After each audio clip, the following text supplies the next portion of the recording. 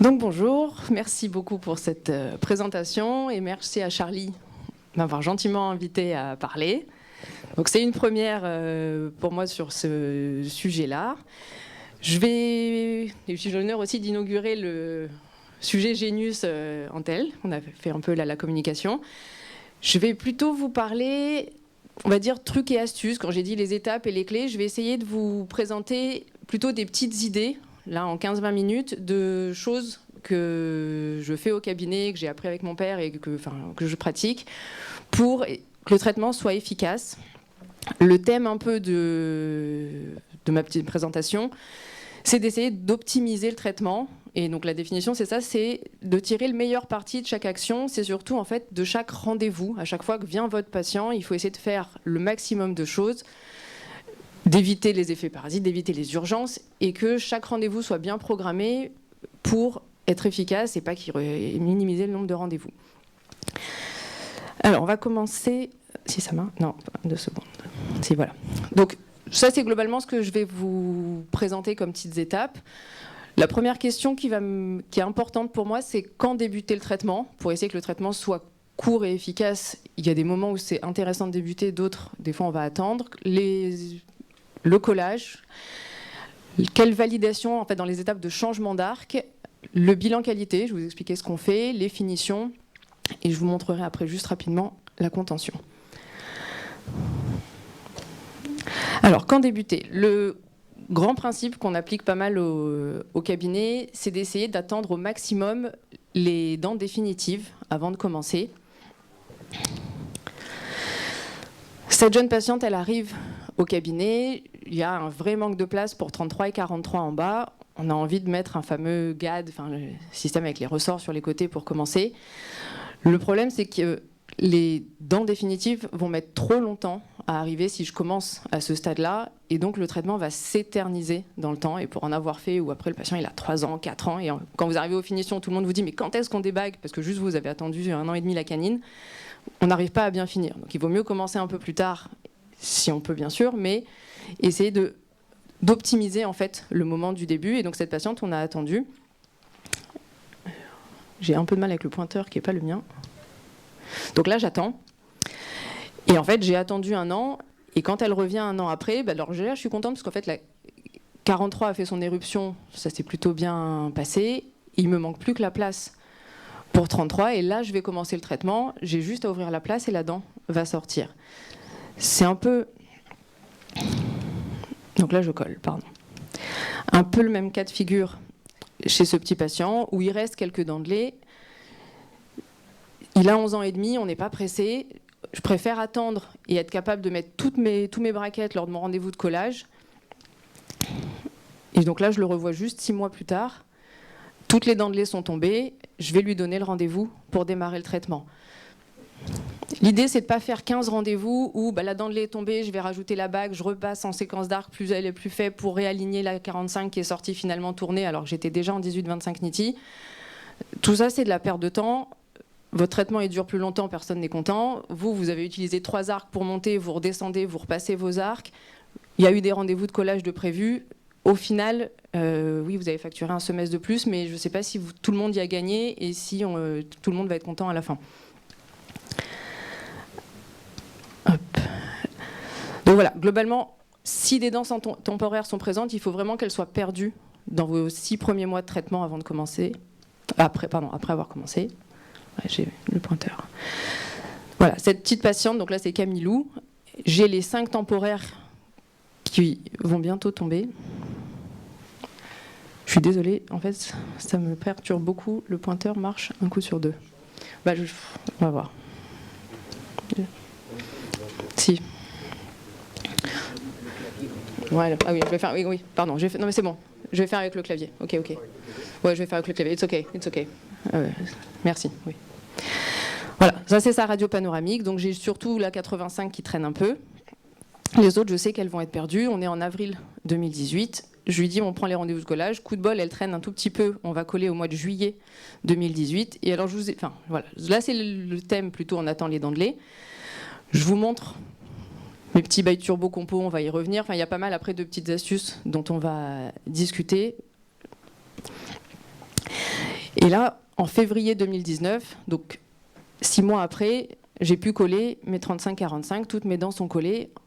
On va rester dans les temps sur un traitement en classe 1 où le patient, je lui ai dit on va te faire 1 an et demi de traitement, je vais réussir à tenir mes engagements.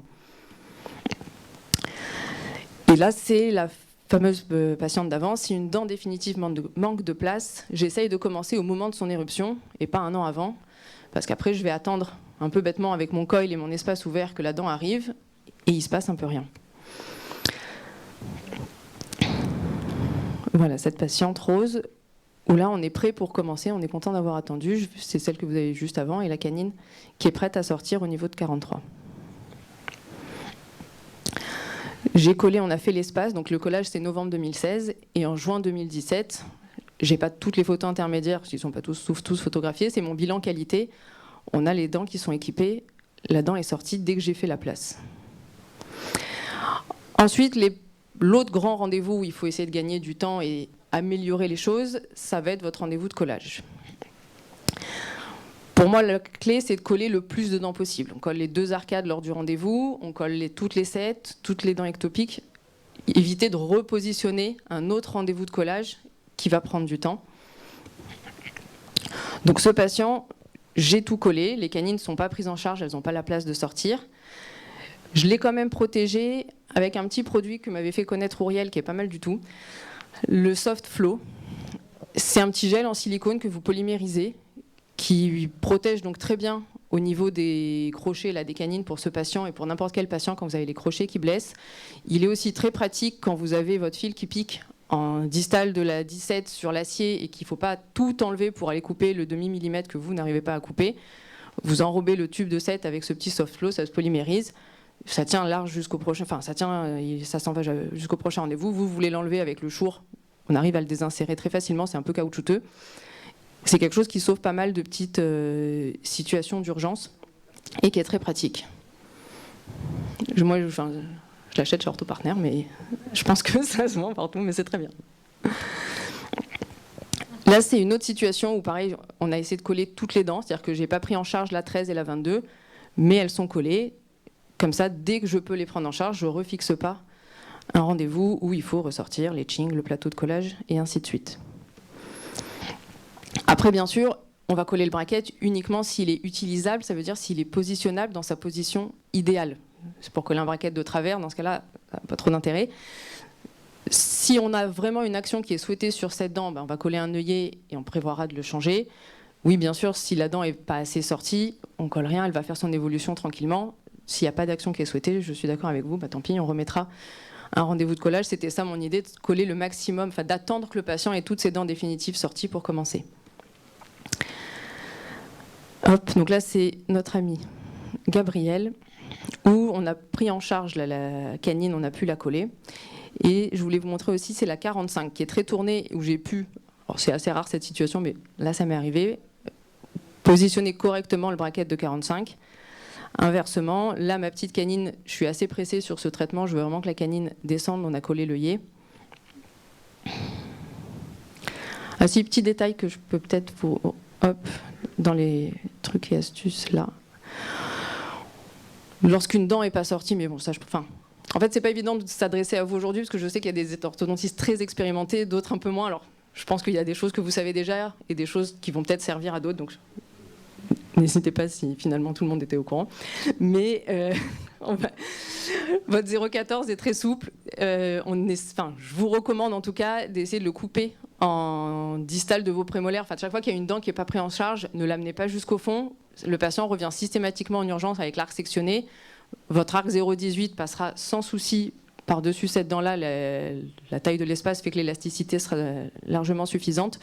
Ça évite beaucoup d'urgences. Donc dans tous les cas d'extraction, dans tous les cas où vous n'avez pas collé toutes les dents, couper l'arc et le replier en distal de la dernière dent, c'est le plus pratique. Hop, et là, c'est notre petite patiente avec ses fameux bails turbo, où là, par contre, 12 n'a pas été collé parce que je ne pouvais pas placer le bracket de façon satisfaisante. Je vais d'abord faire la place et ensuite on mettra le bracket. Voilà. Alors après ça va être un peu le thème global dans les petits trucs et astuces. Utiliser des cales, et je vais vous montrer, en fait, j'utilise beaucoup ce qu'on appelle des cales biseautées. Et je vais essayer de vous expliquer le concept. Donc ça se met sur vos premières prémolaires maxillaires. Et l'idée, c'est de créer une espèce de pente, de concavité, pour guider votre prémolaire mandibulaire en classe 1. Et soit le patient est déjà en classe 1, vous le bloquez en classe 1 pour ne pas avoir d'effet indésirable et de modification de l'occlusion. Soit le patient est en classe 2 et vous allez guider l'arcade mandibulaire à se positionner tranquillement en classe 1.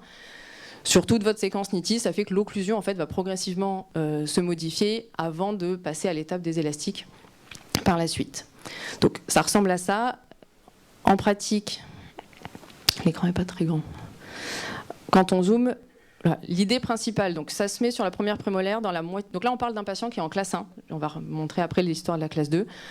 Le patient qui est en classe 1, la cale biseautée occupe toute la moitié mésiale de votre prémolaire et elle est concave, entre guillemets, dans tous les sens de l'espace. C'est assez important de ne pas avoir quelque chose de convexe. Il faut vraiment que la dent, elle trouve comme un refuge. Si elle peut glisser vers la droite ou la gauche, vous avez raté. Il faut vraiment que ça fasse plutôt comme un toboggan, une espèce de piste de luge où, à chaque fois qu'elle est glissée, elle est ramenée vers le centre de la dent et la crête mésiale, la crête marginale mésiale de votre prémolaire. Je vais vous en montrer plusieurs. Ouais, alors je ne sais pas si on voit. Hop. Est-ce que ça marche là? Non, 2 secondes. Ouais, j'ai pas. Ok, sur la photo de l'occlusion droite, on voit bien en fait, l'idée c'est que votre pente sur votre prémolaire maxillaire doit être l'équivalente de la pente. Je vais vous le montrer avec mon doigt. Hop. Cette zone-là, vous avez un parallélisme en fait entre les deux pentes, la pente distale de votre prémolaire mandibulaire et la pente mésiale de la prémolaire maxillaire.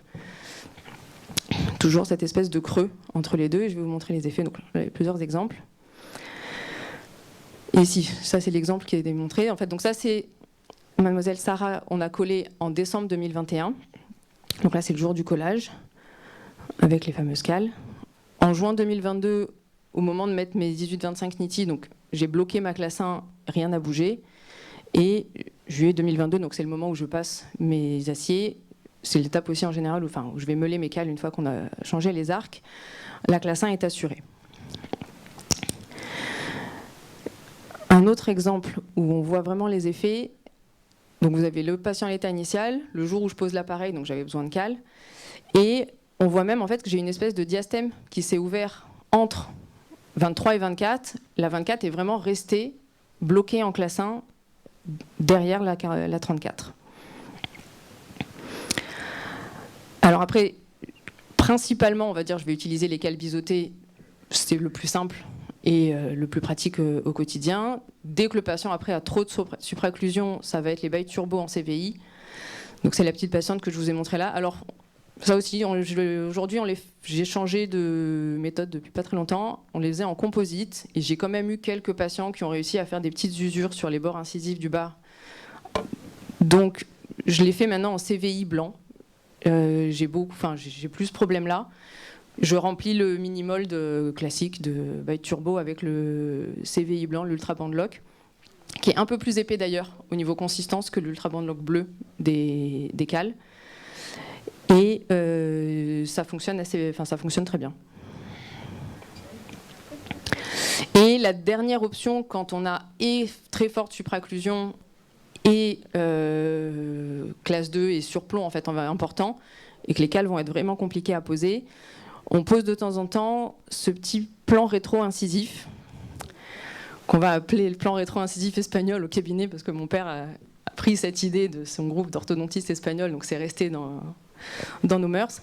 Alors, il est assez pratique parce que il est juste placé en plus sur l'appareil, il n'est pas amovible, vous avez des crochets boules autour de 15 et 25, mais ce sont des crochets boucles, c'est des petits anneaux que vous avez en mésial de 14 et 24, et en fait vous placez le palais et vous venez insérer votre arc dans les petits anneaux.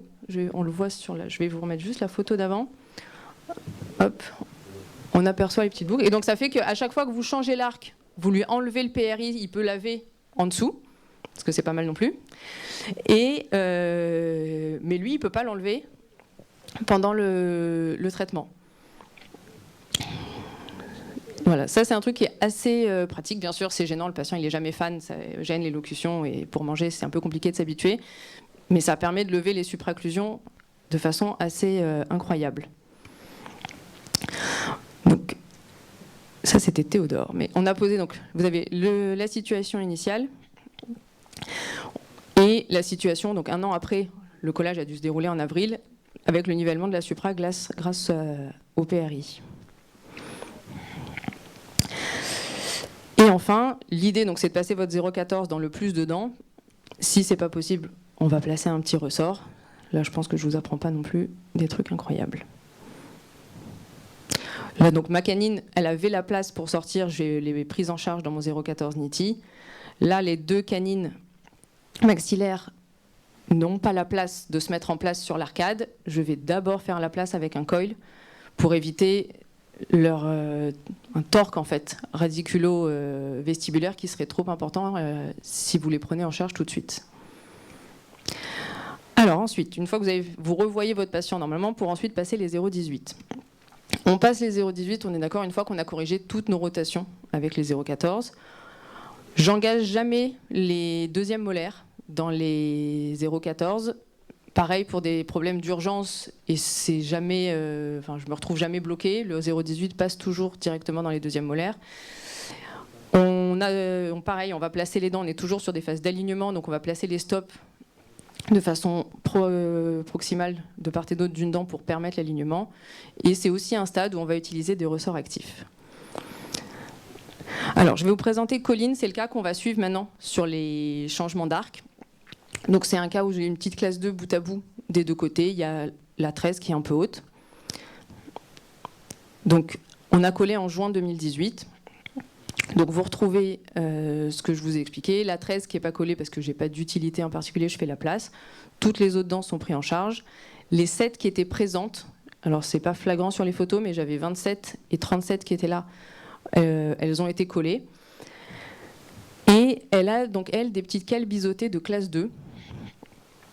Que je vais vous montrer là. Donc c'est le même principe, sauf que la pente, elle occupe la moitié distale de la dent pour pousser en fait votre prémolaire mandibulaire déjà au moins de la moitié d'une dent. L'idée c'est vraiment en fait vous faites serrer votre patient, il est gêné avec les braquettes, c'est une chose, et ensuite vous faites le parallèle. Il faut que vraiment votre cale biseautée, elle soit parallèle à la pente distale, vestibulaire distale de votre prémolaire mandibulaire.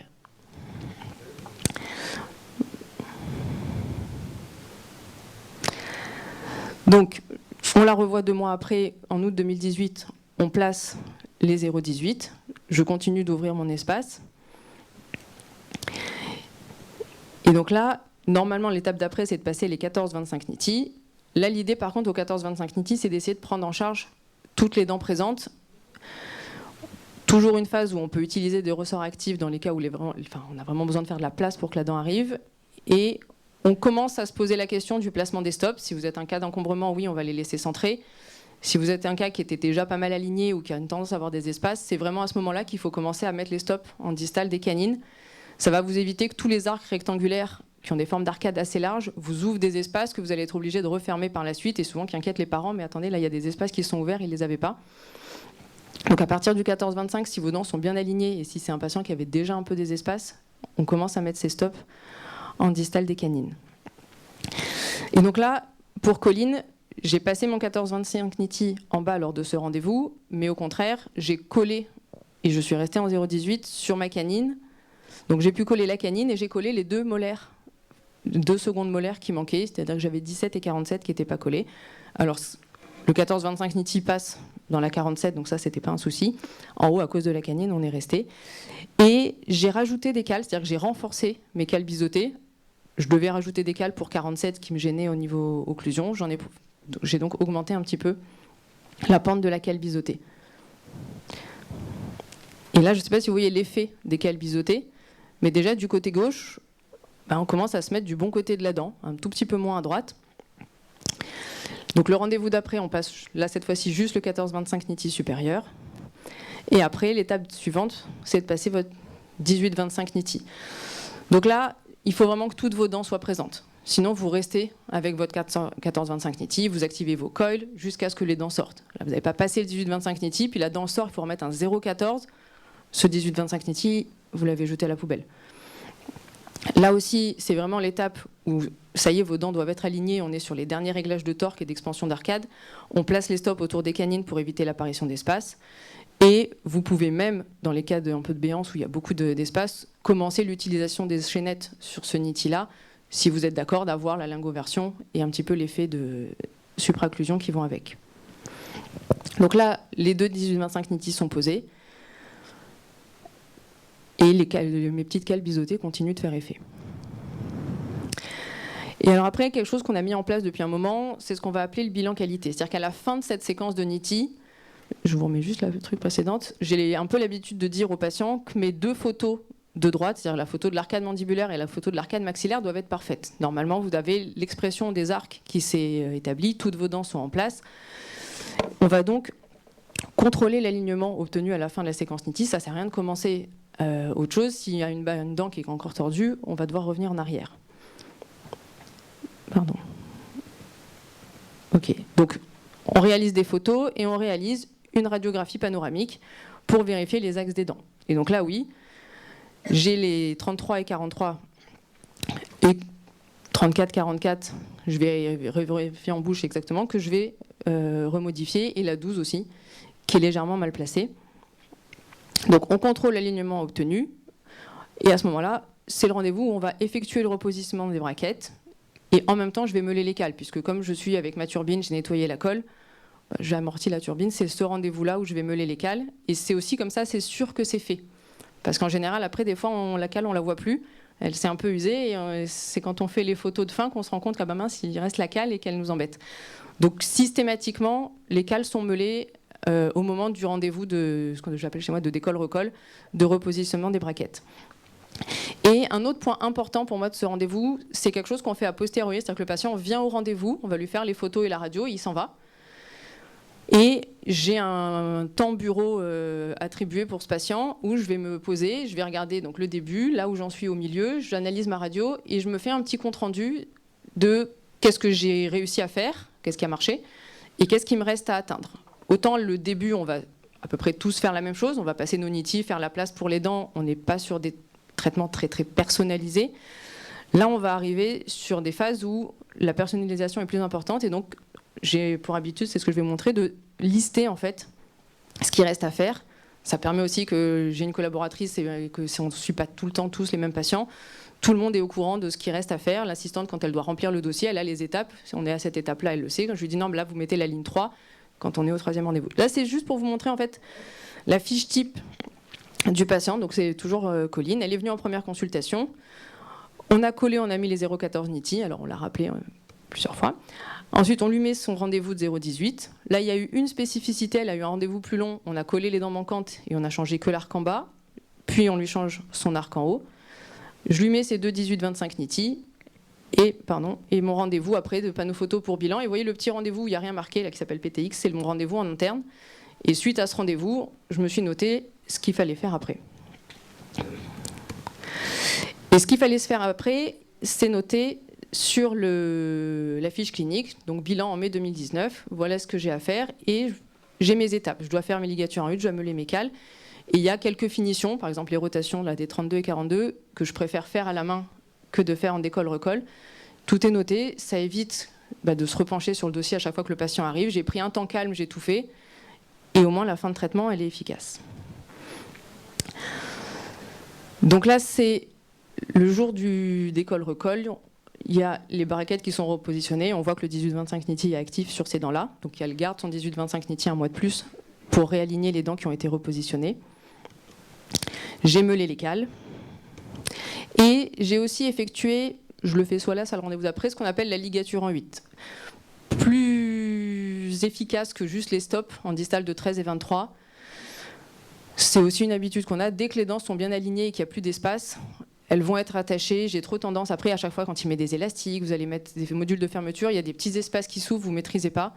Donc pareil, en général, le rendez-vous, on va passer les arcassiers, les dents sont ligaturées, ça évite des surprises.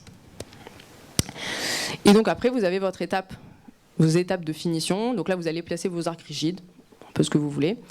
Les fameuses ligatures des secteurs antérieurs, la suppression des cales qui est primordiale, puisqu'on va commencer les mécaniques de glissement, c'est-à-dire les fermetures d'espace, les mécaniques inter-arcades, et ensuite effectuer les finitions esthétiques. Alors pour Colline, ce n'était pas très compliqué, donc elle a eu 2 arcs acier, elle a quand même porté des élastiques de classe 2, donc là c'est le jour où je pose les arcs acier, elle va commencer les élastiques ce jour-là.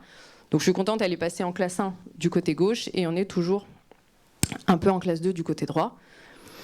Elle porte les élastiques pendant 2 mois, et là on est pas mal. Donc j'ai la classe 1 des 2 côtés. On va faire, je crois qu'il y a une micro-finition, mais qu'on ne voit pas. J'ai fait un offset sur 42 que je m'étais noté. Donc il y a un petit rendez-vous de finition ici. Et, pardon. Oui, alors, et là, enfin, là on est bon, je vais vous montrer après la fin. Je voulais juste passer sur un autre patient. Donc là, c'est d'autres exemples de cas un peu plus compliqués de ce qui se fait dans ces étapes en acier. Donc c'est la position des modules. Une habitude que j'ai appris aussi de mon père, je sais pas, on ferme toujours le secteur antérieur en premier, c'est-à-dire que je vais toujours me mettre la chaînette de canine à canine, je ligature en 8 et j'utilise ces fameux modules sur les côtés. Ça évite la contraction d'arcade et les lingoversions. Donc on a beaucoup ces scénarios où le patient a 1 mois la chaînette, il revient, c'est ligaturé, et ensuite je change les petits modules sur les côtés pour fermer les espaces postérieurs. Dans les étapes de finition, vous avez le port des élastiques, uni ou bilatéral, et vous avez ensuite sur la fin les petites finitions esthétiques où je ne vais pas tout décoller, recoller. Tout ce qui va être vrai problème d'axe et de forte rotation, oui, ça va être des décolles-recolles. Quand j'ai des petits défauts de hauteur sur les incisives, moi je me sens plus précise en pliant, donc c'est des choses où je vais préférer plier. Après, en général, je vais essayer de les avoir notées quand même à l'avance. 11-21 seront à vérifier. Voilà, l'idée, c'est d'avoir un peu prévu ce que vous allez faire, de revérifier que vous êtes d'accord avec ce que vous avez dit à chaque fois que vous voyez le patient. Et ensuite, il passe en contention. Donc ça, c'est la petite colline qu'on a suivie. En contention, on a pour habitude de poser des fils collés maxillaires et mandibulaires. Ça, je pense qu'il n'y a rien d'incroyable. C'est posé le jour de la dépose. L'empreinte est faite un rendez-vous avant. Ça permet de revérifier une dernière fois que tout est nickel. Et voilà, je vous remercie pour votre attention. N'hésitez pas s'il y a des petites questions. Voilà.